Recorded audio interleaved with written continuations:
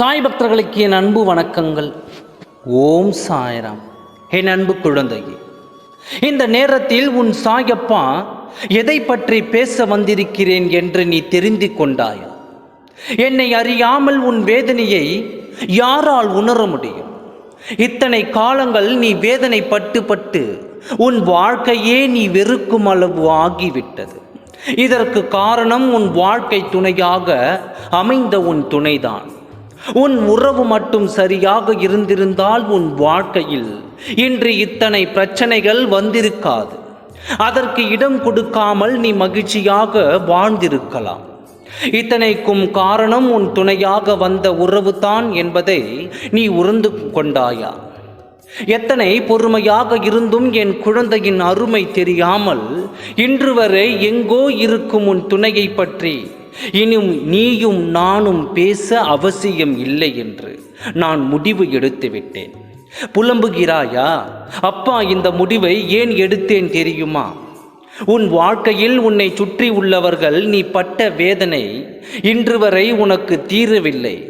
அவர்கள் சொல்லும் வார்த்தைகள் இன்றும் உன் மனதில் அம்புகளாக குத்தி கொண்டு இருக்கிறது. அதன் வேதனை உனக்கு தீராதா? வேதனையாக இருந்து வருகிறது.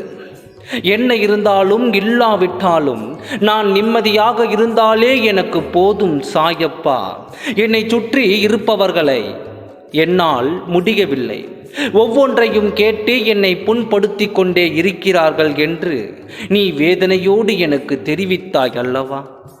இதற்கெல்லாம் காரணம் உன் துணைதான்.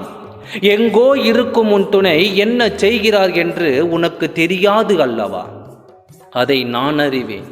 இந்த நிமிடம் உன் துணை என்ன நினைக்கிறார் என்று கூட எனக்கு தெரியும். அதனால் தான் நான் உன்னிடம் சொல்ல வந்தேன், இனி உன் துணையை பற்றி பேச அவசியம் இல்லை என்று. அவர்களின் எண்ணங்களும் செயல்களும் முகம் சுளிக்கும் வகையில் தான் இருக்கிறது.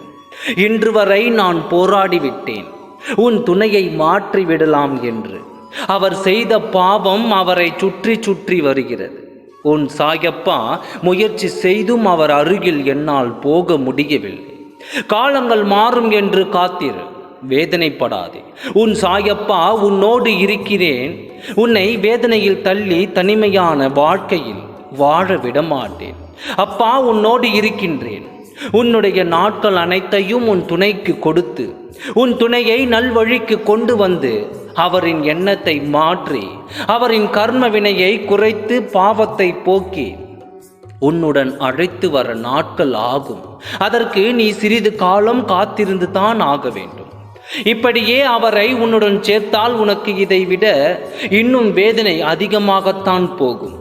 அந்த வாழ்க்கையை இப்பொழுது உனக்கு கொடுத்து இன்னும் நீ வேதனை அடைவதை பார்க்க உன் சாயப்பாவால் முடியாது. இன்னும் சிறிது காலத்திற்கு உன் துணையின் நினைவுகளை மறந்து உன் வேலையில் கவனமாக உன் வாழ்க்கையில் வளம் பெறச்சே. உன் வாழ்க்கையில் நீ முன்னேறிவிட்டால் உன்னை விட்டு போன உன் துணை உன்னை தேடி அவரே வருவார். நல்லதே நடக்கும். தைரியத்தோடு இரு. அனைத்தும் நல்லதாகவே நடக்கும். ஓம் சாய். நன்றி.